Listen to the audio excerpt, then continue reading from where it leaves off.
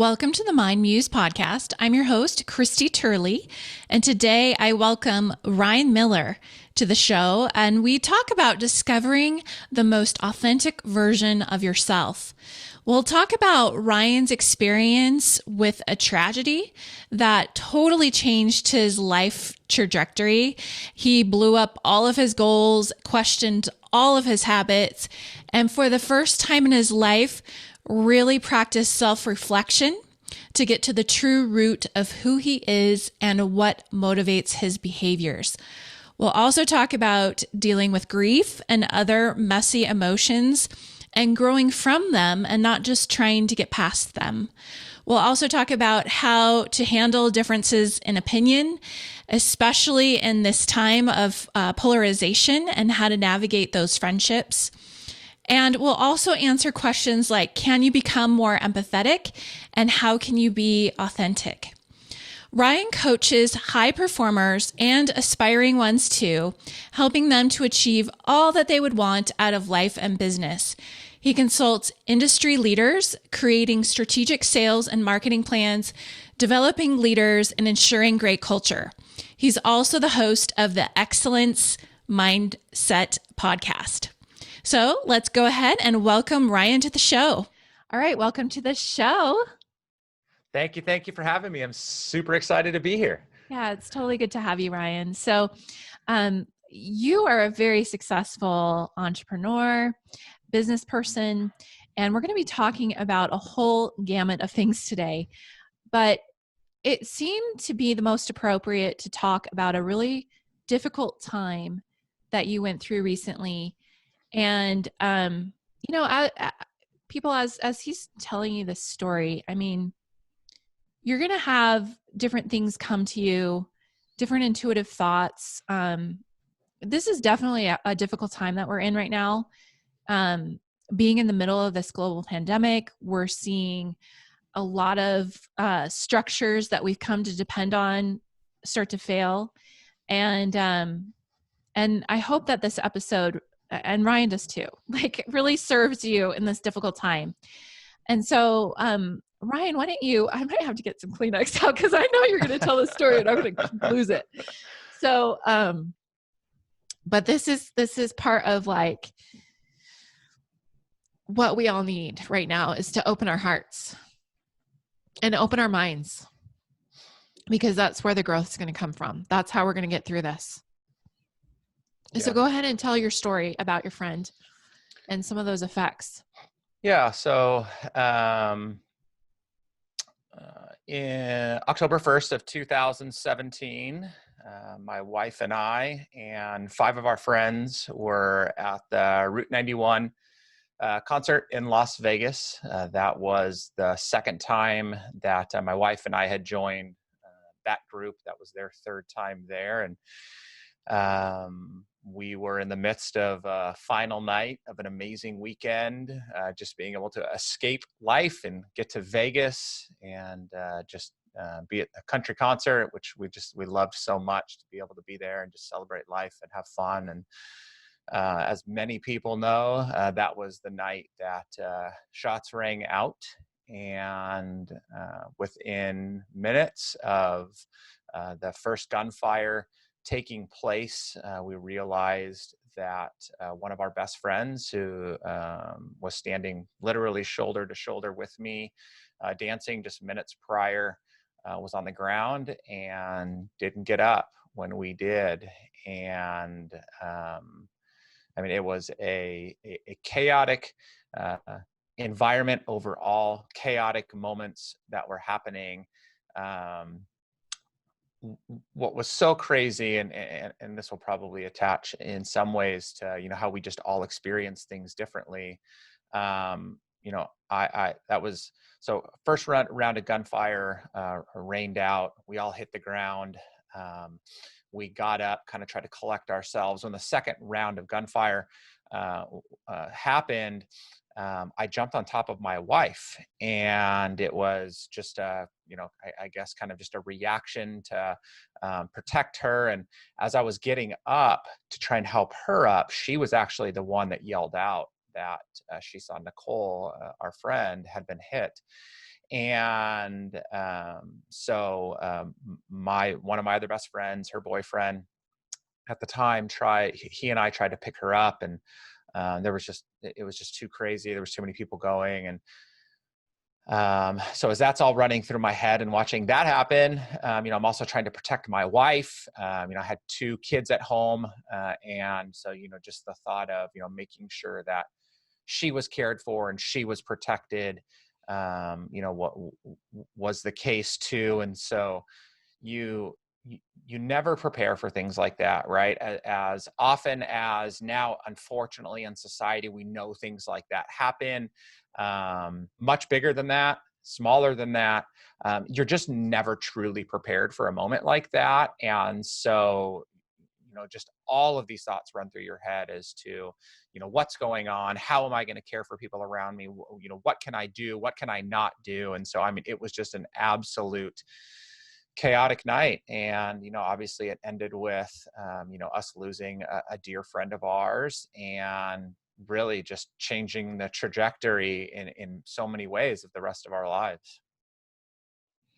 Yeah, it's such a tragedy. And it seems like, something that would seem so safe becomes unsafe all of a sudden.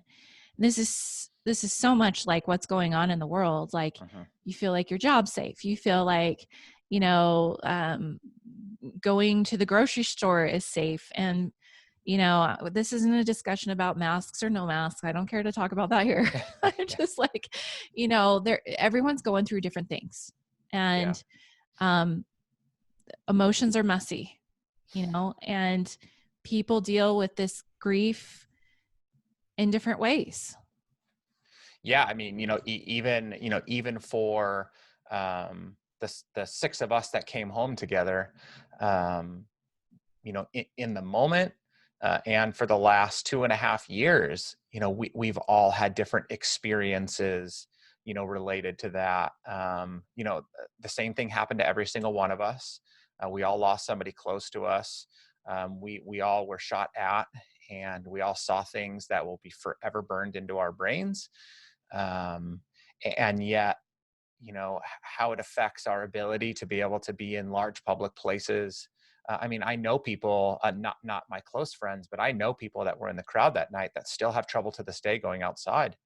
And what's fascinating, and, you bring up, what we're going through right now, is as I watched the way that people responded after that event, it was so interesting how some people were extremely empathetic to whatever people needed, whatever people were experiencing, and other people just completely dehumanized the whole situation. And frankly, all they cared about was their own position on guns or on politics. And it's the same thing that's happening today, right? We're in the midst of a global pandemic, and it's been, in some ways it's fair to say, but like it's been just completely politicized. You say masks or no mask. It's like, if I prefer to not wear one and you're wearing one, all of a sudden I think differently of you. If you think that the virus is extremely dangerous and, we should be protecting every bit of our health, and I don't, we're mortal enemies. It is just unbelievable to me, all the way up to, we just saw, depending on when this goes live, but as of recording, just days prior to this, another Black man be killed, at least at face value right now, by a white police officer. And again, there's so many people that really do care about human beings and want to do right. But when they start to have a difference of opinion, they just destroy each other in the process of that. And so it's really hard to deal with our own struggles and our own experiences when we're constantly in fear of what other people are going to do and or think about us, Yeah, I hear you. And it's sad because I just saw something like this blow up on LinkedIn, and it's like, of course we think that's wrong. Of course, like 99.9% of us think that that's wrong, that happened. Yeah. Not everyone knows what to say. Right. And that doesn't make you a bad person. Right. Right. not everyone knows exactly how to respond, or how, one color versus the other color, or man versus woman thinks about the situation. Not everyone can think that same way, because we all have a different viewpoint. Yep. It's like, even like how we see a rainbow, Right. it's Right. like no two people can see the same rainbow, because we are not occupying the same space. Yep. Rainbows form at exactly 42 degrees from the observer, you know? Yep. And I just hope that, we can learn to love ourselves, Yep. have more love and compassion with others, and at least try to be curious, at least try to understand how the other person is feeling, instead of just going on an attack of what they may or may not be thinking or feeling. Yeah, no, I mean, again, back to, October of 2017, and like, as that happened to me, it was, now in hindsight, I mean, I could kind of understand it to some degree as it was happening. It was this huge opportunity for me to grow and to continue to become this person that I want to be, which is my real self. But at the same time, it allowed me to experience things that gave me opportunity to see other people for who they were, and be, like you said, I love that you said that, like being more curious about other people, being more considerate of other people. Not only is that just great as a human being to do, but actually that helps us to grow when we can seek to better understand other people. Stephen Covey, in 7 Habits of Highly Effective People, one of his 7 habits is seek first to understand and then be understood. And I love that. I mean, you are a marketing master, and like that is such a key, right? As we think of like communication on even that level, is I'm trying to understand what the problems that I'm solving or needing to solve, far more than I'm trying to convince people that whatever I have to offer them is the right thing for them, you know? So it gave me such a different perspective, and crazier. And I don't want to go off on a tangent too much, so you can interrupt me anytime, but this wasn't the first bad thing that had ever happened to me. And I think this is one thing that I'm trying to really help people understand is, my parents divorced when I was 6 as the result of my dad cheating on my mom. He was not a great person to my mom all those years. My mom worked 2 and 3 jobs just to put food on the table. We had very, very little. And I say I had a younger brother than me. I was 6, he was 3. So that happened. My mom got cancer when I was 13 years old, and I became the man of the house and had to drive my mom around at 13 years old because we had nobody else to take us to the grocery store. And at 18, I got involved in drugs and partying, and that didn't go very well. At 22, after just being recently married, I was nearing divorce as the result of just a disastrous relationship that we were in at the moment. And so it was like all these things, all these experiences were happening to me that were hurt, heartache, struggle, and they were opportunity for me to learn and grow. But I wasn't taking enough time to learn and grow from them. I was just trying to get past them and move on to the next thing. And so this has been an opportunity for me to take a pause and just Mm-hmm. learn, And so pandemic time, all over again. This is not my first rodeo. And so I am going to take as much as I can and learn for myself in the process. That's so beautiful. And it's like in business, even. I mean, this is a good muscle or skill to build, is this debriefing process. Mm-hmm. Something happened, a campaign went out, or whatever, a mishap, or it was a good success. Have a debrief, Yep. Have that inhale after the huge amount of activity of exhale, have Yep. some time to reflect, learn, and grow from things. And I feel like, we can be quite disconnected in Yes. ways Yep. from ourselves, from even a higher perspective of knowing that this is just a small period in time, Yeah. that Yeah. will pass. It will Yep. pass. It doesn't feel like it will, but it will. Yep. Yeah. I mean, we're so focused on the future, which is great, right? Like chase your dreams, set out on these amazing paths, but we're so intently focused on what's like way out in front of us that we're not looking at our feet. And I think that that's where, again, we miss such opportunity to learn and grow in the moment.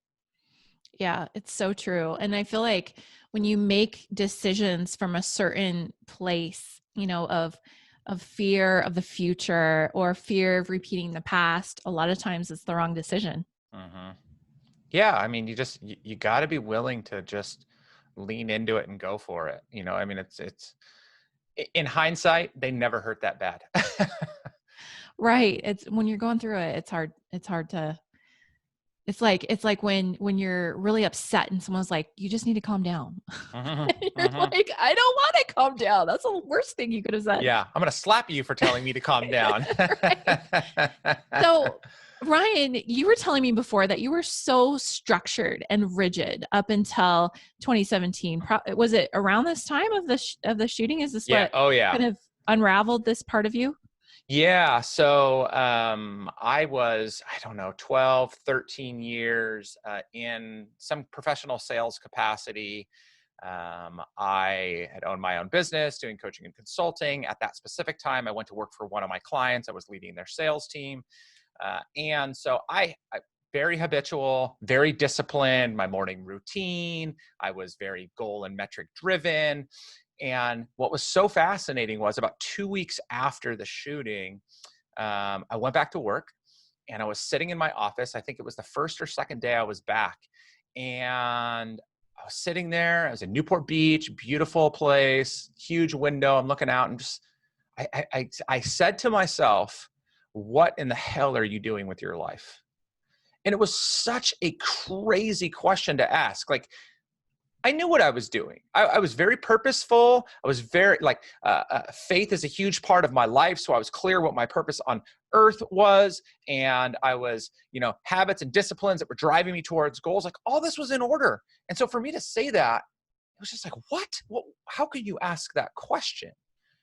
And what I began to realize was, and this set me off on a 7-month journey to then resign that job, go back into business for myself. And then it just continued to compound from there. But what that began to allow me to do was to take time for self-reflection and to get really clear about, why was I setting the goals I was? Like, did they sound good? Were they supportive of what somebody else needed or wanted from me? My habits and disciplines, like, I was getting up every morning at 5 o'clock in the morning, in the gym at 6. I had this very structured routine. Was I doing that because that was good for me or because everyone said that that's what winners do? I was reading 30 to 40 books a year. Was I doing that for me or because all leaders are readers? It was just like there were so many things.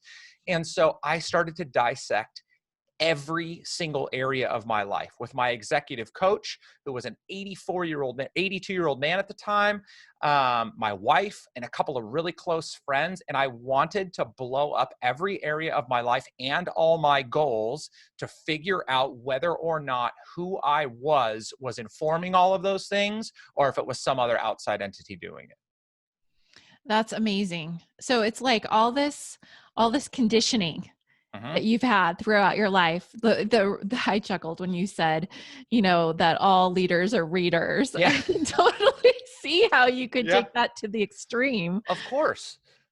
Yeah, it's And crazy. and really dissecting every single thing, every habit, every even good habits that you've had, and really understanding why you were doing them. Yeah. Well, I mean, so think about this.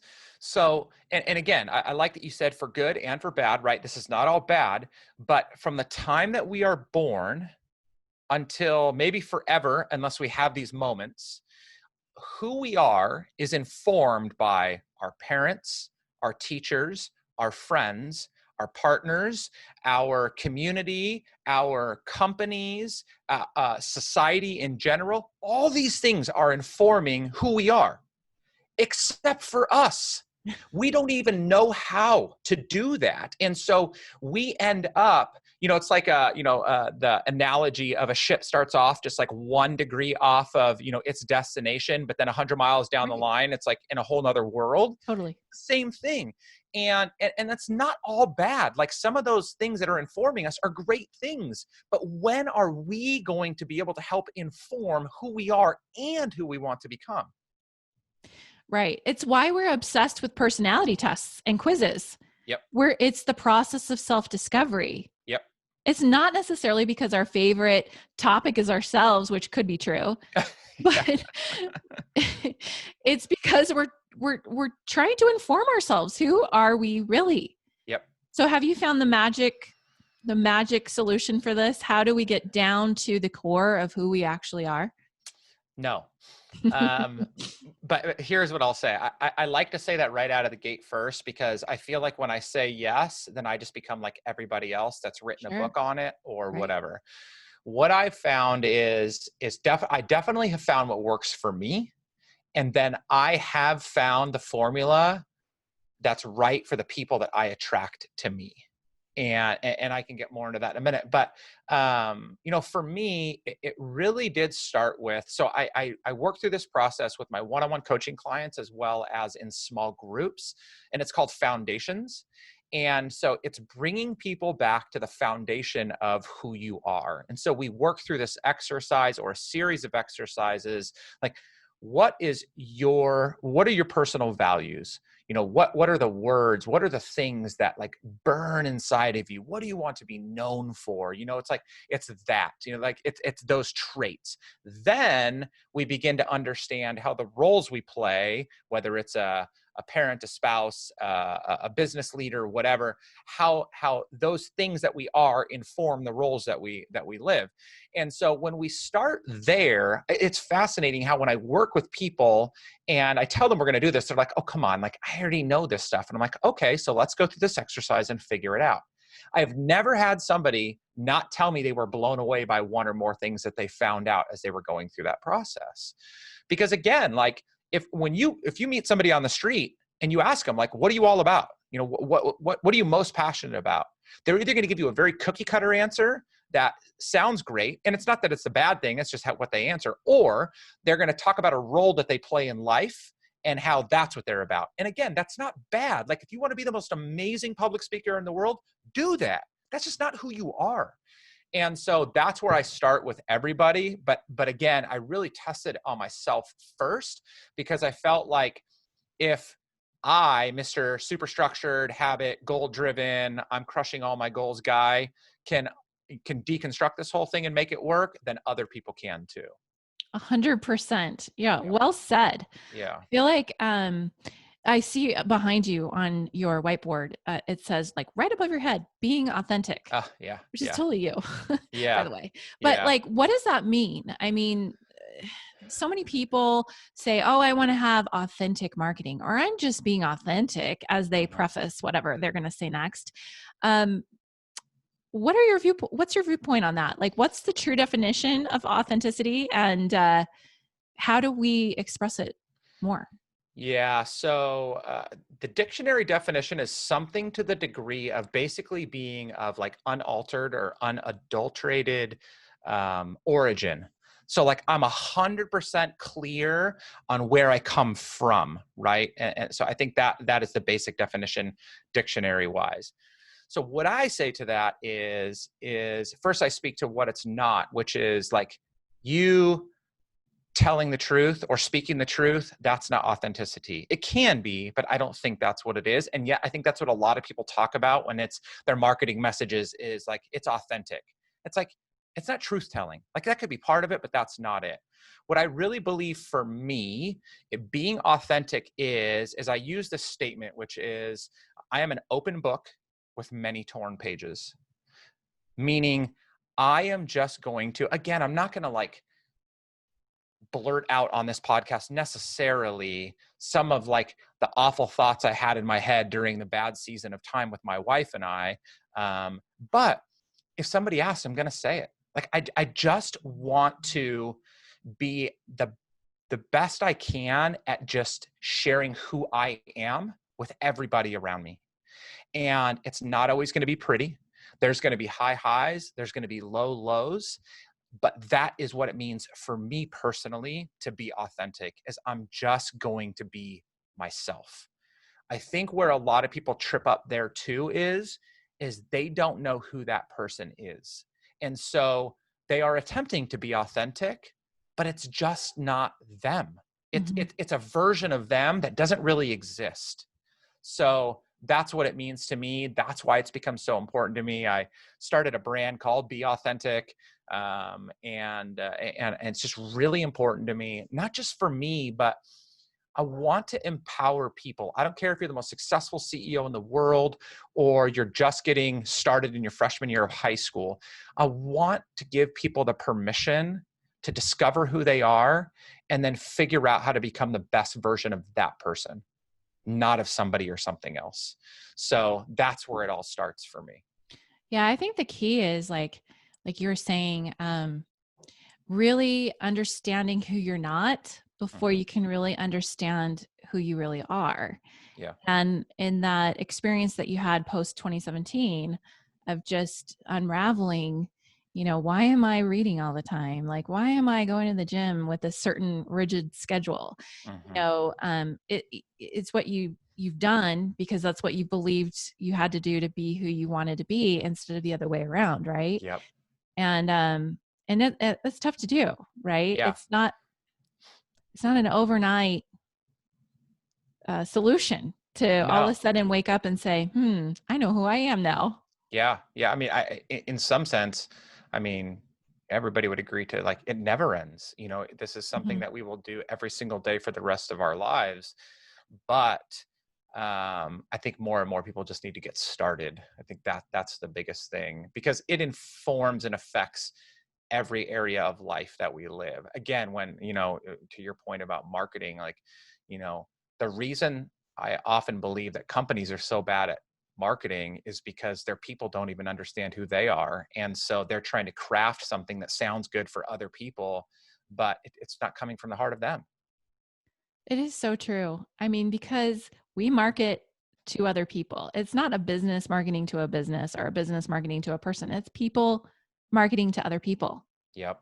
And when you're out of touch with yourself and you're out of connection with even just like the right side of your brain, the creativity, the intuition, when you're out of connection with that, it's difficult to try to write copy from a left-brained, I think this is how I'm supposed to sound as I'm Yeah. writing this. I think this is what people want to hear. And that's the exact opposite in my book of being authentic, is when you are telling people what you think they want to hear. Yep. Yep. Yeah.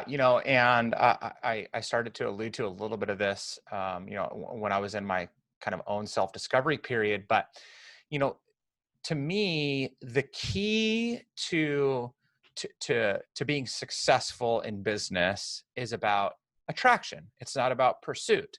Most of us get this in the world of dating or relationships, in the sense of the best relationship ends up being formed when somebody is attracted to who you are, right? I mean, obviously, we go on a first date, we put on our best, and as time goes on, maybe that diminishes a little bit, but it's like, you love me for me. You want to be with me for me. You don't want to be with me because I pretend all these other things. But that doesn't, like, for some reason, people don't take that into business. And so when I'm coaching business leaders or salespeople, again, they come to me and they're like, hey, we need to generate more revenue. I have a big background in sales. And so I end up coaching a lot around the area of sales, business development. And I'm like, that's fine, but I'm not coming at this in a traditional way. I am going to help you become the most attractive person possible, so your target audience comes to you instead of you having to chase all these people around, wasting your time for the rest of your life. And again, people just don't get that. And I don't understand why people kick so hard against that idea. Ryan, we are like, I don't know, we're like sister and brother from another mother, because you do it for sales, I do it for marketing. Like, Yeah. that's amazing. Yeah, it's so true. And I believe that when people have a sales problem or a marketing problem, it's because they're disconnected from their customer. Mm-hmm. And what helps them get more in connection with their customer is when they can get more in connection with themselves Yep. and their team as a leader, right? Yeah, absolutely. I mean, it's just, it's such a critical component. There was something else you said in there that, like, I hope people listen to you when you say it. This is your podcast, but I want to remind people of this. Like, you said something that what was so key, which is, like, people aren't buying from businesses. Even when we think about Apple, like, people forever were a tribe of Steve Jobs. Even to this day, the guy has been dead for years, and still more people are loyal to Apple because of Steve Jobs than they are to the brand Apple. Definitely not because of Tim Cook. It's Steve Jobs. No. Everyone quotes that, to the misfits and I forget all that it says, but people identified with that. Yeah, absolutely. But that should be telling. If like one of the world's largest brands with one of the biggest marketing budgets with tons of advertising dollars out there, they see that they are a tribe of people interacting with people. That's why you go to the Apple store and you get all that kind of interaction. They love that. And yet, when most entrepreneurs start businesses or those businesses start to grow into something decent, they're marketing their business. It's like, here's my brick and mortar and we're really beautiful. And that just doesn't work. People buy from people. They don't buy from organizations. Mm-hmm. It's crazy to me. Yeah. This isn't mine, but I will say it because I love it. I don't even know who said this, but I wish I said this. It's not B2B. It's not B2C. It's H to H. It's human to human. Oh God. I love that. I've never heard it said that way. I love that. Yep, I absolutely do. Yeah, I mean, again, what's so interesting, and so many of these things tie back together, but whether we're talking about, human tragedy out in the world that we see today, the tragedy that businesses, and I don't attribute those same things to be equal, but the tragedy of businesses with poor sales and marketing tactics and all the things, people have taken the human out of the interactions. That's why it's so easy for us to be so stoic when all these problems come into play, is they don't see a human being on the other side of the phone or the computer when they're looking at them, or in real life. It's totally disconnected, and it has created a society of literal robots that are just ruining the opportunity to take that human to human connection and make something really great of it. What separates us from the robots? The robots are coming, artificial intelligence. Right. I mean, it's this piece, this empathy piece, really. Yep. And how do let's talk about that. How do we garner more empathy? It's not something you can fake. This is such a great topic. Okay, so you talked about personality assessments. So I'm big on them. I have done them for years. And so many years ago, actually probably 2015 or 16, my executive coach at the time was a StrengthsFinder expert. And so he had me take the StrengthsFinder. I did my top 5, then I did my 15, then I did all 33. And we're working together, and he goes, hey, he says, do you realize that empathy, which is one of the 33 strengths, was like 28 on my list? And I was like, what? I feel like I'm a pretty empathetic person. He goes, that's possible because you knowing that may be compensating for it being so low, but let's dig into that.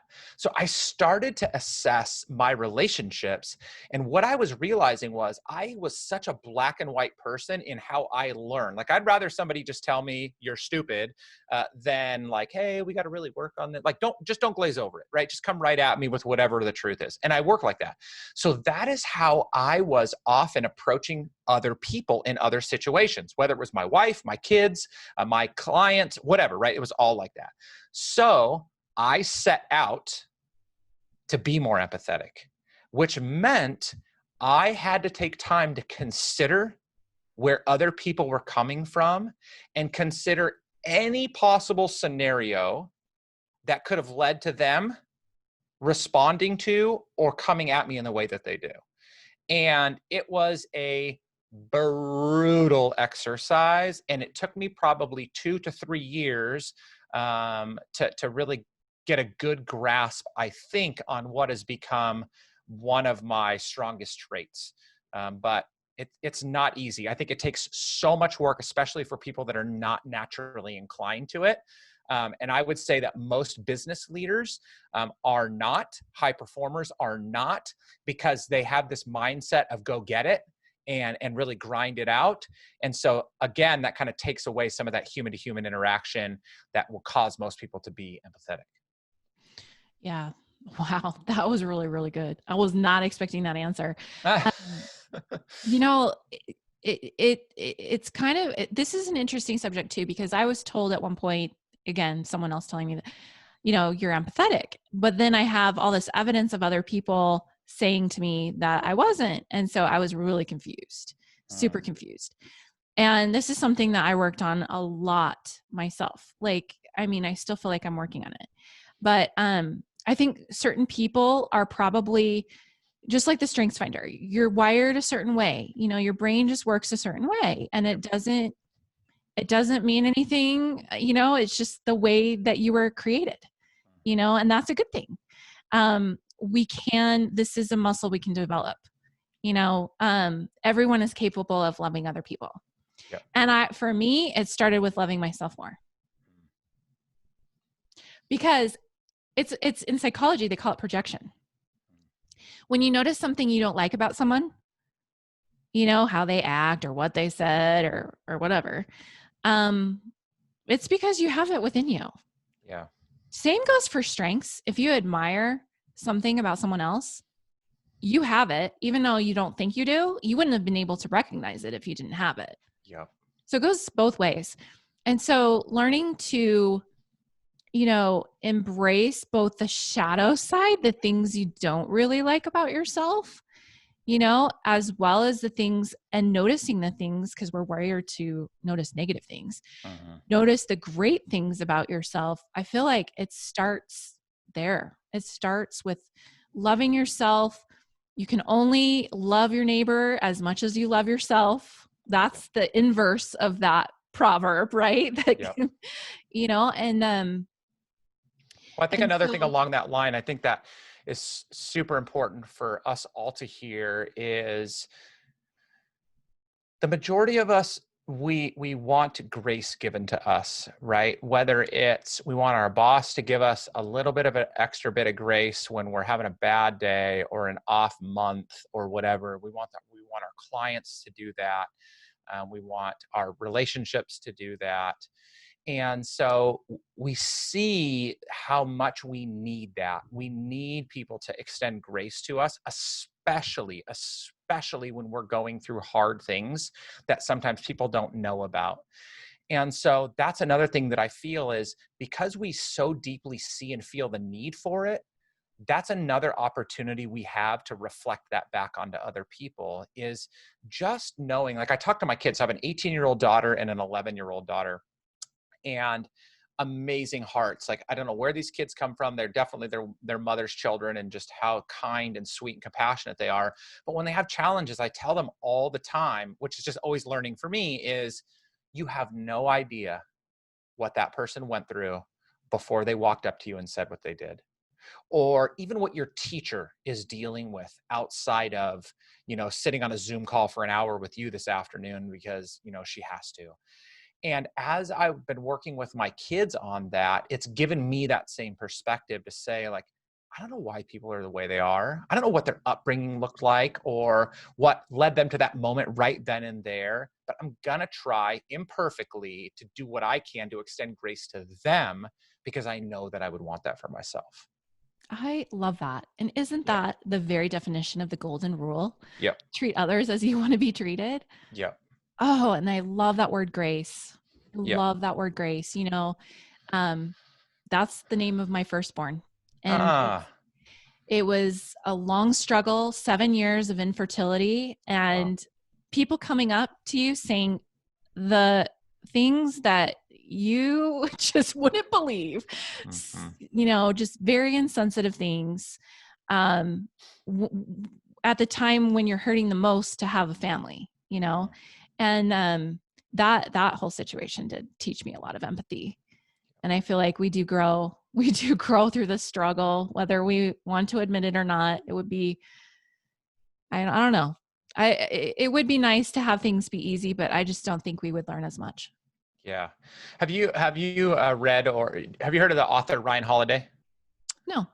So he's written a couple of books. He is considered like today's modern day Stoic philosopher. So Marcus Aurelius is like his big guy, and so he's written a couple books called "The Obstacle is the Way," "Ego is the Enemy." Oh, right. I've heard that. And so Stillness is the Key is a book he just released this last year, but The Obstacle is the Way talks about that so much. And he does probably a better job than anybody I've heard in articulating the importance of recognizing that the obstacles in front of us, the challenges that we face, again, we don't need to say, like, again, I would never in a million years ask to repeat the event of October 1st, 2017, nor my parents' divorce, nor whatever, nor this pandemic, nothing. In a heartbeat, I would do whatever I could to change it. But we don't have control of the circumstances and events that happen around us.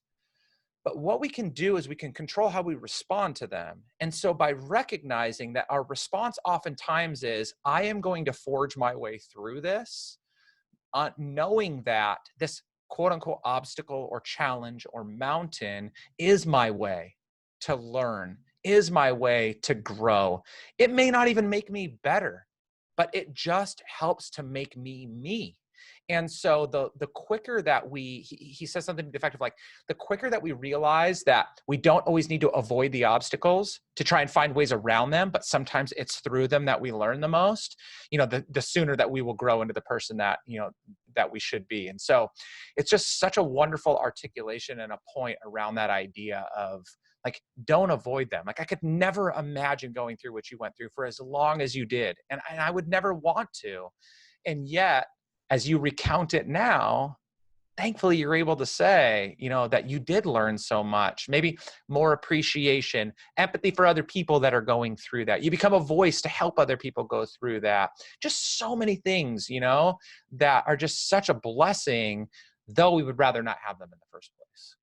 Yeah. And I feel like the challenges that we go through carry a seed in them, of this new growth. Like I've noticed a pattern with people that I work with, when they've gone through a hard time or there's some challenge that they've surmounted, it's almost always something that could be brought into their business in some way, whether it's a story or it's some kind of breakthrough or, there's Napoleon Hill said it, profiting by failure. Like, while this wasn't a failure, it was a challenge. Yep. But there's a way to profit from it, and others can profit from it. Yes. And when you get to that point where, you can stop being a victim about the story that you've been telling yourself, it ceases to be your story and it belongs to everyone that you tell it to.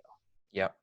Yeah, I mean, it's why we're all after the influence that we are, or at least it should be, right? Like we seek influence in order to help influence others in the ways to get them to where they need to go and that they want to go. And so, as we grow our platforms, we get the opportunity to tell that story and to be honest about it, right? Like that's the other thing. We don't have time for it today, but 2019 was like my best year ever. And yet I had a breakdown in this very office. My first probably real experience with anxiety and depression, to where I was sitting at my desk, completely debilitated. And I called my wife crying, begging for her to pray for me because I had no idea how I was going to go on in the day. And so it's like, if I just always tell the story about 2019 being so fulfilling and so amazing and financially successful, it's true, but that's not all it is. And people need to realize that we're all going to hit these walls and we're going to all continue to struggle. No one saw this flipping pandemic coming at us, and yet it's here. And so if you've prepared for it ahead of time by doing that work on yourself, by forging the best version of yourself that you can, you will persevere. It's going to be bumpy. You're going to have scars. It's not always going to be pretty, but it'll be worth it. And so like, that's what I try to tell people too, is that's got to that's got to be so much of what we are about. Yeah, I agree. It's really about serving others. It's not about lining pockets and, enriching ourselves. It's about enriching others, through our knowledge and our experience. And of course, the law of compensation, the income will follow. Yep. But if we really seek to create an impact and use our influence for good to serve others so they don't have to go through what we went through, or they can, you can teach them the shortcut. Like, Yeah. here's how you avoid what I went through. Right. Yes. So this has been such a pleasure to have you on, Ryan. Can you tell everybody how they can get a hold of you, your website, et cetera, and then end us on your final thought, your final nugget of wisdom? Woo! Okay. So best ways to get a hold of me. So my website is ryanjamesmiller.com. If you add /foundations, you can learn more about that foundations community that's being created. I am on LinkedIn, got a pretty good sized network there. I share content there every single day. You can find me and connect with me there. So those are the two best ways just to stay connected. I'd love to try and help as many people as I can. So you name it, I'll figure out a way to do it. Let's see, final thought. I guess, especially in light of what we're talking about today, and just because this is something I'm so passionate about, I say to as many people as I can, if you want the most out of the life you're living, become the best version of yourself. I just think that is where it starts. That's where it continues. And ultimately, that's where it's going to end, is when we find that version of ourselves that is so fulfilling that we just can't imagine anything else in life being any better.